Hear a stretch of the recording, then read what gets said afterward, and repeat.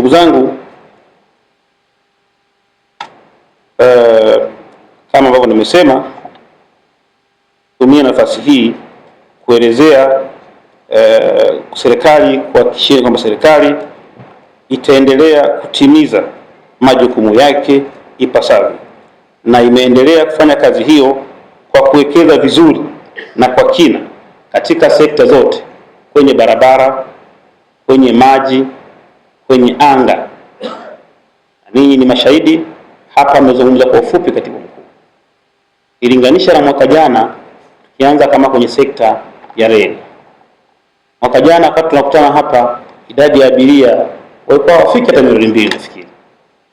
Leo kwenye shirika la reli tumeshuhudia kwamba takriban abiria milioni 4.8 wamesafiri. Tumekusanya fedha zaidi ya bilioni 88. Hii si kitu kidogo cha kujivunia.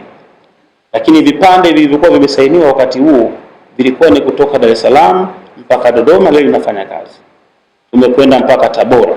Leo kitazama kazi kubwa ambayo imefanywa na serikali yetu chini ya Dkt. Samia Suluhu Hassan, sio tu kwamba tumekwenda mpaka Kigoma. Tumesaini mkataba wa kuanza kujenga mpaka kwenda nje ya nchi. Yaani kuunganisha reli yetu ya SGR, taifa letu na la Burundi. Jambo ambalo ni kubwa la kujivunia. Tuwapongezeni sana. Lakini kwa nazungumza leo na mtendaji kwamba tunao mipango ya kuhakikisha kwamba tunaendelea kuboresha na kukarabati reli yetu ya meter gauge inayotoka Dar es Salaam kwenda sehemu mbalimbali za nchi yetu. Likifanyika hilo, maana yake tutakuwa tumeongeza alternative za usafiri wetu. Na watu wengine waliwahi kuhisi, je, mtakapokuwa mmeanzisha SGR, meter gauge itafutwa au itaondoka? Jibu ni hapana. Itaendelea kuexist. Mifumo yote miwili itaendelea kuitumia. Kwa ukiangalia kazi ambayo inafanyika kwenye SGR, kwenye TRC ni kubwa. Lakini kama tulivyozungumza, twende kwenye TAZARA. Naamini kikao hiki kitakuja na mipango mizuri zaidi ya namna ya kuliweka jambo hili vizuri zaidi la upande wa TAZARA. Kwa nini? Kwa sababu tumesema pale nje, TAZARA ni uti wa mgongo wa nchi yetu.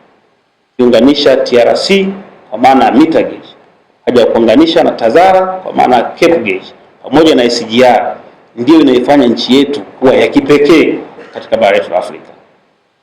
Tulijenga kilomita karibu 1850 kutoka Kaplimposhi mpaka Tanzania wakati wa Mzee Kaunda na Mzee Nyerere.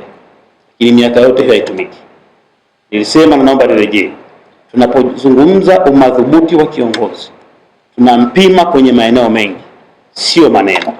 Tunampima anapofikiri, anapopanga, anaposimamia na matokeo yake. Daktari Samia Suluhu Hassan amethibitisha na kudhihirisha kwamba ni kiongozi ambaye ana maono, sio maono tu. Unaweza kuwa na maono makubwa lakini kutekeleza kawa ni ndoto tu, sibaki kichwani. Kama mtu ambaye anasema mimi nitanunua gari, lakini mpaka milioni ya Burundi ununue gari. Alipoamua kusaini mkataba huu wa TAZARA, ni neema kubwa kwa nchi yetu. Ndio maana wadau kama WFP sasa nao tunapofurahi tunapowaona wanaingia, wanapotuhakikishia usafirishaji wa bidhaa mbalimbali kwenye taifa letu. Struggle ambayo watu wanafanya ni kubwa kuliko kitu kidogo ambacho mtu ana struggle by that time. Lakini kazi kubwa wamefanya. Mheshimiwa Naibu Waziri, nadhani tuliingia wote kwenye wizara. By that time ndege zilikuwa zinafanya kazi ilikuwa 7 tu. Lakini sasa hizi ndege zote 16 ziko angani. It was not easy. Ni kazi kubwa kufanya. Wenzetu hawa wanaongeza mtandao, wanafika nchi mbalimbali. Sasa baada ya kuyasema haya yote, Devota amesema mimi ni mchumi. Ni kweli mimi ni mchumi.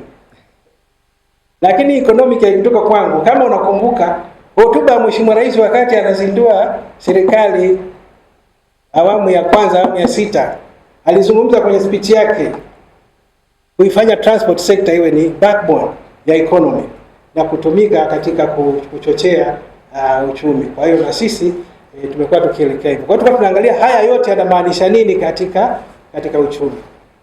Ukiangalia takwimu za benki kuu za mwezi huu wa 11 uliopita, ile year ending month report inaonyesha transport ilichangia dola bilioni 2.6.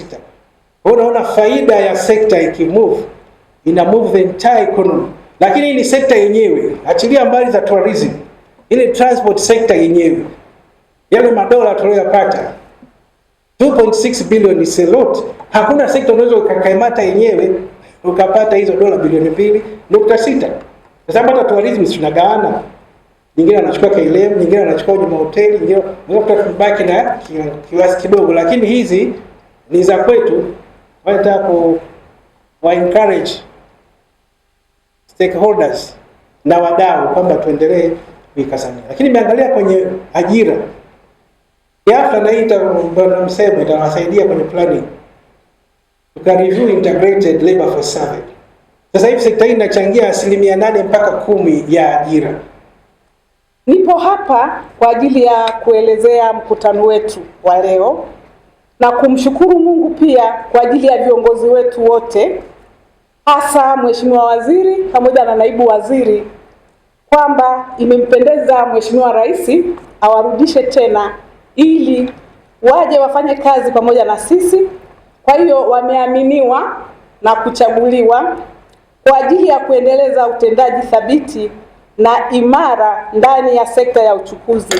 Hongera sana Mheshimiwa Naibu Waziri. Kwa hiyo naomba tuwapigie makofi sana. Ndugu mgeni wetu rasmi, mkutano wetu wa leo ni mkutano wa 18 na ni mkutano wa kisera katika kufuatilia na kutathmini mafanikio ya mwaka katika sekta ya uchukuzi. Huu ni utaratibu mzuri sana. Aidha, mkutano wa leo umejumuisha wataalamu wote, wadau mbalimbali, mashirika mbalimbali ya serikali, hata vyuo vya elimu ya juu. Lengo kuu moja tu ni kutathmini kwa pamoja mafanikio ya sekta ya uchukuzi. Na ulipokuwa unatembelea mabanda, imeonekana kabisa kwamba sekta ya uchukuzi tumefanya vizuri sana chini ya kiongozi wetu hodari, Katibu Mkuu Profesa Godius Kiarara, ambaye mara nyingi hawezi kufanya kikao bila kutaja neno economic. Ni mwanauchumi. Kwa hiyo ndio maana hata mnaona kauli mbiu yetu ya mkutano wetu kuna neno pale economic, kwamba tunafanya integration. Kwa hiyo ni foundation. Wenyewe mnajua kabisa kwamba sekta ya uchukuzi ni foundation ya economic tuki-integrate. Mkutano wetu wa leo utakuwa, Mheshimiwa Naibu Waziri, utakuwa na mawasilisho, majadiliano, na mwisho kabisa tutaandaa kitu kinaitwa agreed actions, ambazo sisi kama kitengo chetu tutakuwa tunafuatilia na kuzifanyia kazi kwa ajili ya mkutano mwingine wa 19. Na hata hivyo pia leo mkurugenzi wa sera na mipango atawasilisha policy paper ambayo ni agreed action ya mkutano wa 17, yani mkutano uliopita, kwa ajili ya kuonyesha utekelezaji wake. Na hizo agreed action tumefuatilia wote na kufanya tathmini, kwa hiyo baadaye ataziwasilisha. Waheshimiwa viongozi, naomba kuwasilisha na kuweza pia kumkaribisha jemedari wetu hodari, Mheshimiwa Katibu Mkuu Wizara ya Uchukuzi, Profesa Godius Kiarara, kwa ajili ya hatua inayofuata. Asanteni, naomba kuwasilisha. Kwa majina naitwa Sadok Emil Sadok, ni afisa huduma kwa wateja kutoka Chuo cha Usafiri wa Anga Tanzania. Katika mkutano huu wa 18 wa sekta ya uchukuzi tumekuja na bado tunaendelea kuuza kozi zetu ambazo tunazitoa katika chuo chetu. Sasa hivi hasa tuna kozi ya drone pilot ambayo tunaiuza kwa ukubwa, kwani ina uhitaji mkubwa katika jamii yetu ili katika kuboresha usalama wa matumizi yake katika sekta tofauti tofauti. Pia tuna kozi mbalimbali zingine kama basic airport operation, airport management, flight operations. Zote hizo zina nafasi ya ajira, kwani mashirika ya ndege ya ndani pamoja na ya nje yanatoa fursa hizo. Hivyo tunawakaribisha sana katika chuo chetu. Pia mkaribie katika banda letu katika mkutano huu ili tuweze kutoa elimu kwa pamoja. Karibuni sana. Ni vijana wapo wanajitolea kuja kusoma wanaomba, tunawapa nafasi na wanakuja kusoma. Kwa sasa hivi kuna kozi ambazo zinaendelea.